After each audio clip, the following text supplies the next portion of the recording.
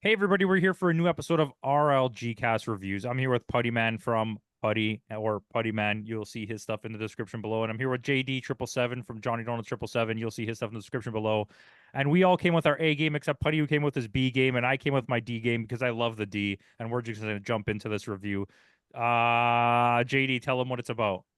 We are reviewing the 4:30 movie, Kevin Smith's latest foray into the motion picture cinema universe. Okay. Okay. Okay. I mean, It's about a bunch of kids that go to To spend a the movie. day at a movie theater. Yeah, Basically. we all did that. It's basically his life story, I guess, or his It's loosely based, It's loosely his life story, or his teenage years, or or whatever. it's the thing that made him realize He that wanted to be a loved filmmaker. filmmaker. Yeah, but you also know why this movie was made too, correct? tell us why this movie was made. To put his son-in-law. No, no, that's good. That's good. That was good. No, actually, the movie theater they shot at was the original movie theater he actually grew up watching movies He owns at. it.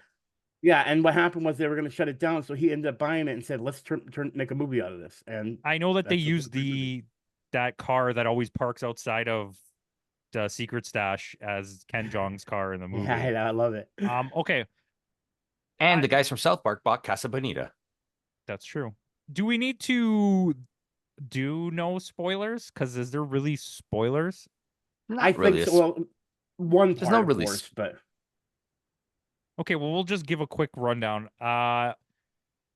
It was, I don't know if it was better than I expected because I don't really know what I expected. It was I don't a know what to pretty- expect from Kevin Smith anymore either. It was a pretty good overall movie. I enjoyed like a few moments a lot. I thought the acting was pretty solid. I thought Ken Mhm. Jeong was hilarious. I do think that it was, and you guys can go and talk about this when I finish here. I thought it was overly raunchy in a way that felt weird. Like it didn't need any of those raunchy scenes at all. Because It they're, felt like they're it was just to technically pad supposed the to be runtime. kids, right? They're Well, young, but it felt like weird. Like it wasn't funny a lot of the times. Like there's a sex scene in the movie theater and it wasn't funny. It didn't fit. I was like, why is this happening? Yeah. Well, I get it. When I going into this movie, I get what the tone of it is, especially since when I saw what the runtime was, I'm like 88 minutes, and I went, I get it now. Because with this being based in the 80s, there's a lot of references to how 80s movies were back then, and you could tell it was a really 80s focused movie, especially with the runtime. But then what it did is it also did a lot of tropes of like saying, "Oh, this isn't going to happen," based on 80s real people in it, and then saying, "Oh, well, this person's not going to turn out to be a bad person," and then lo and behold, of course, that person ends up being horrible. So I think what it is it went through the mark of trying to do 80s tropes when it comes to raunchy comedies, and that's what he was trying to put in there. But then at the same time, it had a lot of jokes that were for people that grew up in the 80s that would also get the joke of like a certain celebrity that ended up turning bad, or a certain situation that turns out bad, like a Like the reference Bill to Star Cosby Wars. joke. Yeah, that, and like the Star Wars joke, you know what I mean? But the Like Bill with the Cosby guy. joke is really good. Yeah, but that's my point. Is I think there might have been some hit or misses, but what I feel it was he was really trying to get. And I felt the vibe. He was trying to push that 80s vibe, and the runtime, the way it felt, the pacing, everything felt very 80s, and I was proud of that. But then at the same time, I was happy to see some things that were referenced in a slight nudge, like we said with the Bill Cosby joke, that were jokes to that, and I appreciate that. But I will agree, sometimes it feels like some of them were kind of forced, and it felt like it might have been filler in at a few moments there. I mean, I don't disagree with it. I do still think that a lot of the sex related stuff, not the jokes. The pool, like that pool scene. Yeah, it was. These are supposed to be like sophomores in high school. I was a little uncomfortable with that. It's. Yeah, I agree. I think the modern era kind of has made us notice stuff like that more. But I also feel like it just was unnecessary. They didn't need to do that. You could have told us that in a different way and still kept the feeling of an 80s movies alive, right? He could have told a nice heartwarming 80s story with leaving some of the raunch. You could have went John Hughes. You could have went Yeah. full John Hughes and still had your sex stuff in it, but not be Yeah. like it's overtly raunchy. raunchy. It doesn't. Yeah, I will have to admit, like the trailer that they had in the movie, they have fake trailers and everything. And there's one trailer that has his daughter in it, and I won't name it. I won't spoil it. See, and Since we're not didn't doing that feel spoilers. weird to you? I actually Yeah, thought that that was one a really felt funny weird. joke, but it felt so weird. It felt so uncomfortable. And see, what made it even weirder was like, for example, I had to go back because I was like, because at one point I'm like, Jason Mewes is in this, and I didn't realize what character he played until I got to the end at the end credits and everything. Hey, they And got Jason Lee and Jeff Anderson back for this too. yeah, and I was when I saw that and I go, oh, he was in that scene. I then was like, oh, now that scene makes me feel way more uncomfortable. Like I was uncomfortable before, but now that trailer makes me feel way more uncomfortable because See, and it's you have Kevin to Smith's think of the fact daughter. that not only did he depict his daughter as a sex worker, but he also made her dress, like the way she was dressed was extremely sexual. And then she Mhm. had to do a scene where With she his was best friend. with his best Yeah. friend. And it felt like, and it's not, listen, from watching the movie, I didn't mind it. I was like, haha, this is funny. Yeah. I like it. But when you think about it, it's kind of like, it felt unnecessary to do this. Yeah. You were friends with so many other female actors who do your movies that you could have used to do that scene. And you could have put your daughter in and so many different scenes. Like, for example, the three girls that were sitting that were Yeah, in the theater, exactly. you could have literally filled in one of those with her. She could have been the girl that But she worked doesn't, at the movie from theater. what I understand though, she doesn't want to be in his movies anymore. Because she's getting the whole Nepo baby thing now. I mean, and that's fair. She's not a great actress to begin with. No. No offense. Like she's Well, fine. So But the way like, Kevin Smith bills her is like she's the next coming of Elizabeth Taylor. but and I think that kind of hurts her reputation, right? Because then she can't get real starring roles because you've been given starring roles where it's in a bad movie, kind of, and it's like you don't really get to show it. well, Okay, the hold other on. I thing don't want to too. go too much into Yeah, spoilers because I feel like let we're her become going... the hippie Well, activist no, that she wants to be. but since we mentioned her, I can go ahead and say this. I'm not going to do more spoilers. There's I watched an interview, and Kevin even said himself. He said, "Yeah, my daughter's kind of mad at me because I casted her boyfriend. Is she married? She's not married to him. She's her boyfriend, I think right? she's there Yeah. engaged. But she's Austin engaged to the guy. Zager, whatever his name is. She's engaged to the guy that's playing her father in the movie, and she said, "Thanks a lot, Dad. That does not feel comfortable." Like, and I get it. You know what I mean? You literally cast the person that's engaged to your daughter as you. So whenever she watches this movie, she's thinking about her dad, and it's her soon-to-be husband playing the part of her dad. But I think And it happens with a lot of people, right? You have directors who have the people they like, Leonardo DiCaprio and Mhm. Scorsese, stuff like that. Okay, but I think Kevin Smith is different, where he finds like muses. So like in the early part, he had like Jason Lee. I think a lot of Jason Mhm. Lee was very influential to him. And then later, you kind of had Rosario Dawson, who appeared in like everything he did. Even what's her name? Joey Lauren Adams. Exactly, right. And then Mhm. Shannon Doherty even a little bit. And now you have this kid is like he's like wants Blockchain. this kid to be front and center of everything, right? yeah, I don't know what's his name, sorry. Austin Zager, something like that. I thought he was great as Yeah. Blockchain Yeah. in Mhm. Clerks 3. Clerks 3. And I think he's really good in this movie. I think he's probably the brightest point of the acting, because I did I like really liked his buddy. the The kid redhead with kid. The redhead kid. He I- was I great. liked him a lot. I'm opposite. I thought he was the worst part of the movie. Really? Really? It was too over the top. It didn't fit in with the rest of the way the movie was. Because like I get Well- what Putty was saying. It's very trying to be 80s, and he fits that 80s character, the goofy friend mold that's like in every movie. But Well, when you take what the way that they function as a group in this movie with the writing, it's the writing is a lot more serious than it comes off as. It's very they have a lot of like dialogue moments that are very heavy with like back and forth about things that matter, and that kid doesn't fit into any of those scenarios. Well, I'll tell you this. Here's my thing. And this is the reason why I agree with JD, but then at the same time, I'm kind of agreeing with Campo on this. And here's the reason why. There is one moment in the movie that makes me shift off the kid, okay? And that is, so if you remember, again, I guess we have to wait till I get the spoilers. When he's jacking it in the bathroom. See, that's I another guess- thing. Isn't that okay. so weird that happened? Okay. All right, so let me start Yeah. there. That's the thing. At that point, I love this kid, okay?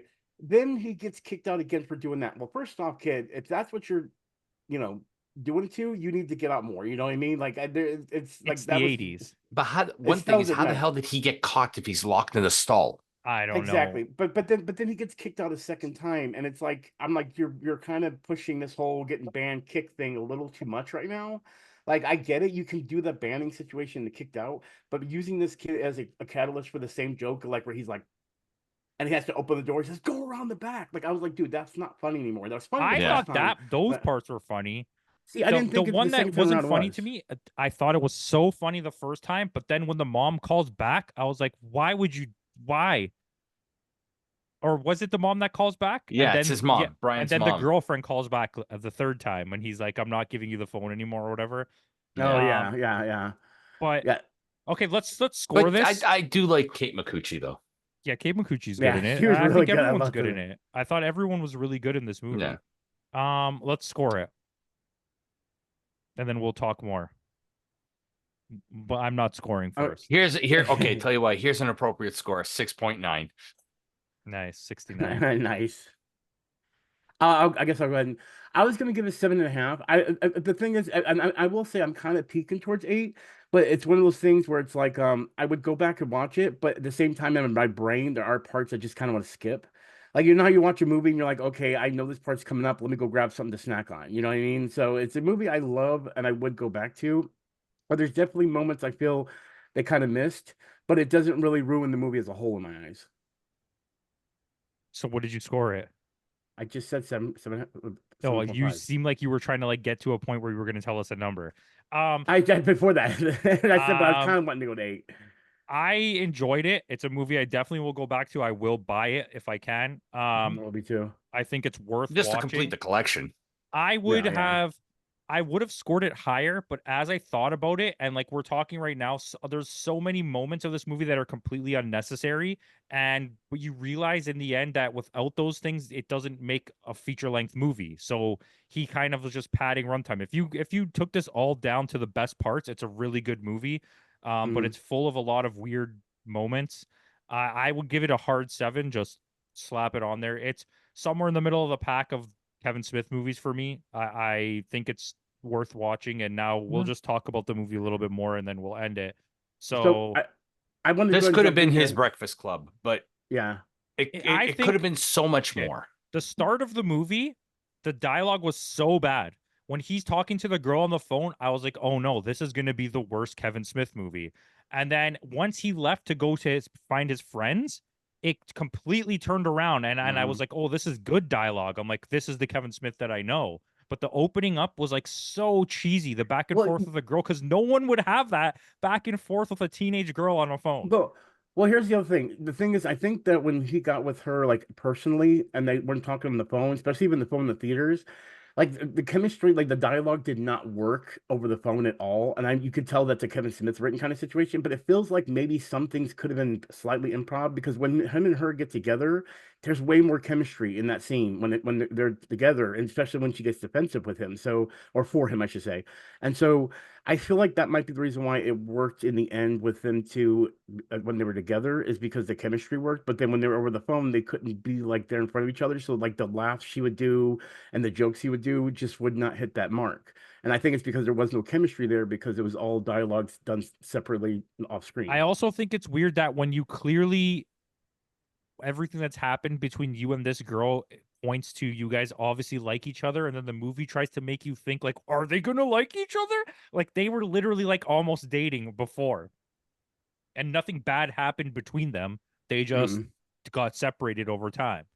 Yeah. Um, I think there's one moment in this movie that absolutely seals the deal for me. It's the conversation he has with the girl outside while she's smoking, and Yeah, it's she was good in this Oh, I too. What's her love name? that Genesis scene. Rodriguez.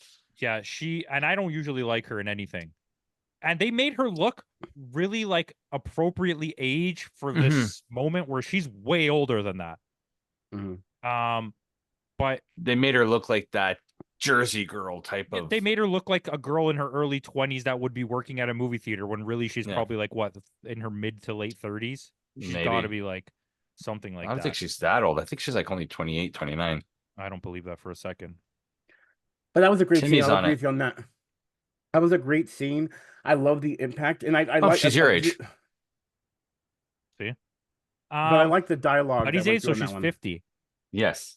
Yeah, the dialogue, but that scene, that one specific scene is like It really works, and it made me realize at that moment that this movie was about Kevin Smith. That's the moment Yeah. when I was like, "Oh, this is about Kevin Smith." I thought you knew that already when you went in, because I knew that Well, I going didn't. in. I didn't. Well, I've never. I See, didn't I see kind any of figured trailers. I didn't that's read what. anything. Yeah, I didn't. I saw the trailer. When I saw the trailer, I kind of figured that that's what this movie Yeah. was going Well, to I be didn't see about. a trailer, so I couldn't tell you Okay.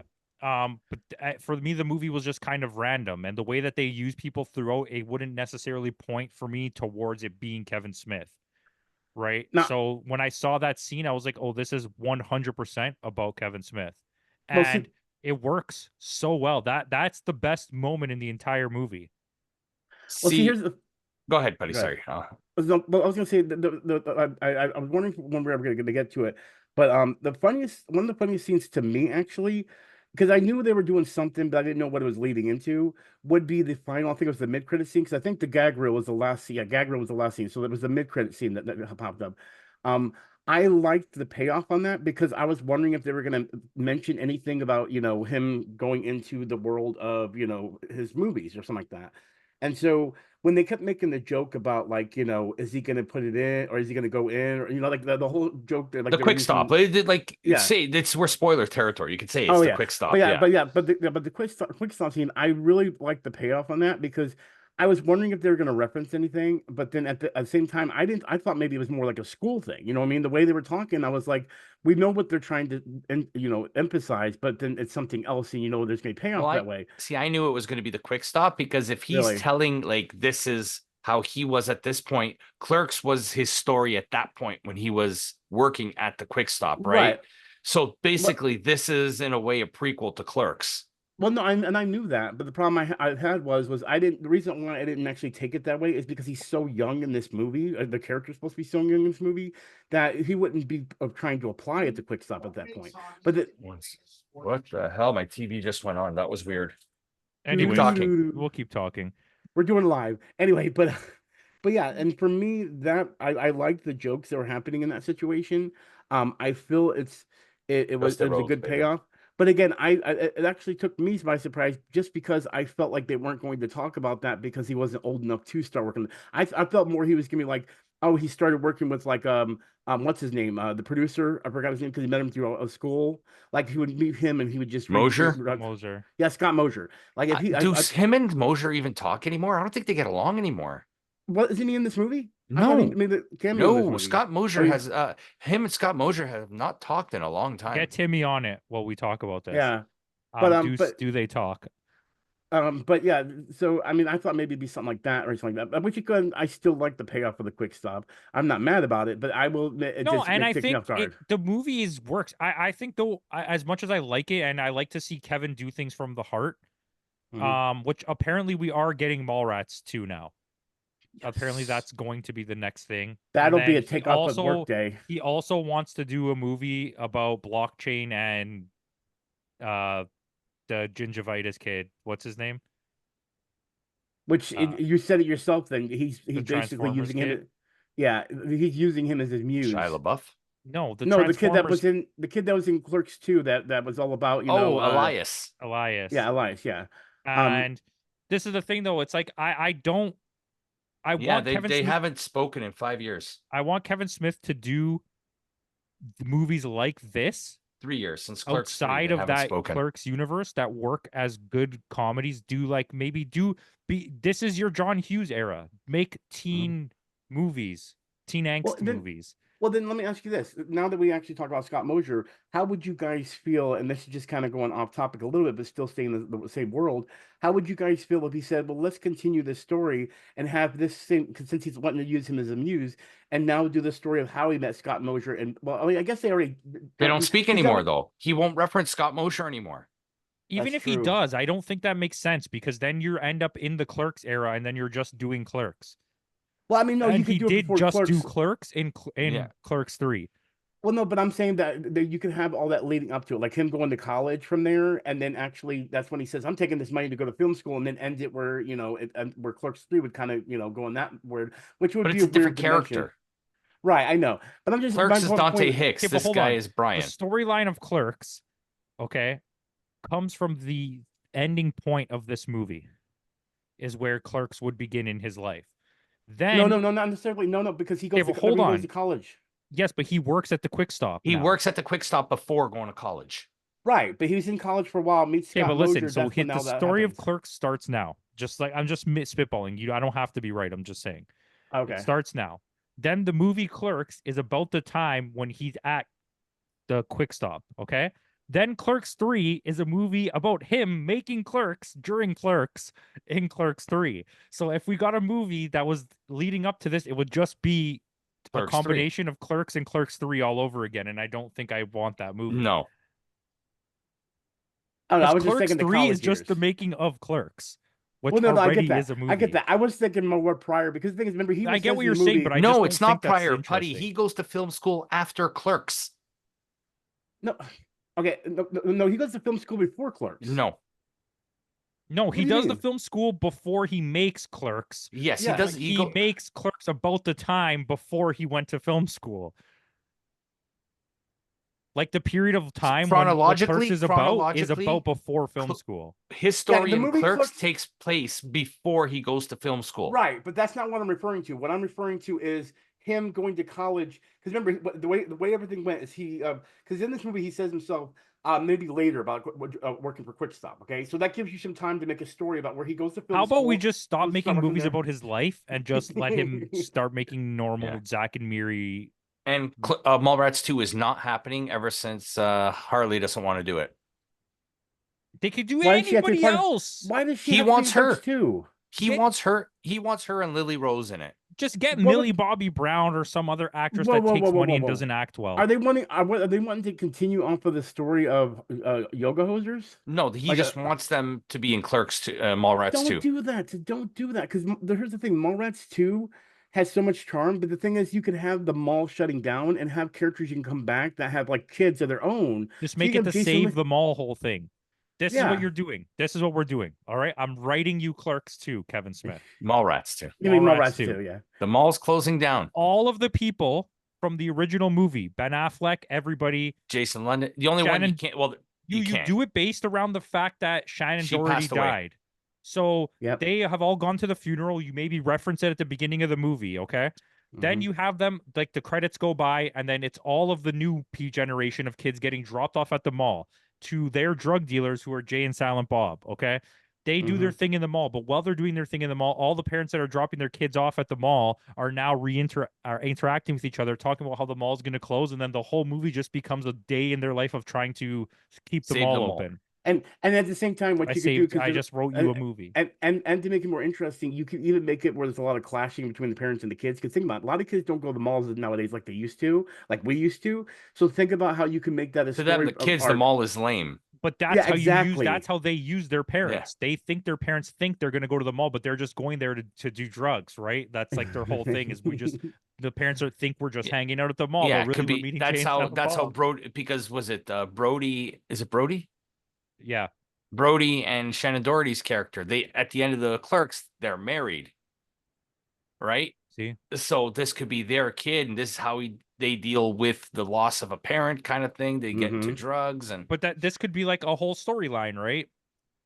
subplot. Yeah, That's a Ethan subplot. Suplee is still standing there, and he can't see the sailboat. No, Ethan Suplee now owns a 3D picture store. A That's right. 3D printing shop. A 3D Yeah, printing and shop. it's in the store, but And he they're makes like, so sailboats. what? And here's the thing. Here's the funny part. The whole time they're like, "Oh, so what is this?" He goes, "I can't see any of them." I just No, sell no. them." The whole time you have people keep coming into the store for little skits, and every time they walk by, I go, "Sick sailboat picture," and he'd be like, the anyways, only I'm one he ending got this seen. review. I'm ending this review. We're gonna do a tier list again. I believe this will be the third Kevin Smith tier list that we've done. We also have a Kevin Smith director's discussion with me and JD from way back when we first had JD on this channel. The So thanks background for will be watching. different. Let us know what you think in the comments, and tell Putty he's a goofarello.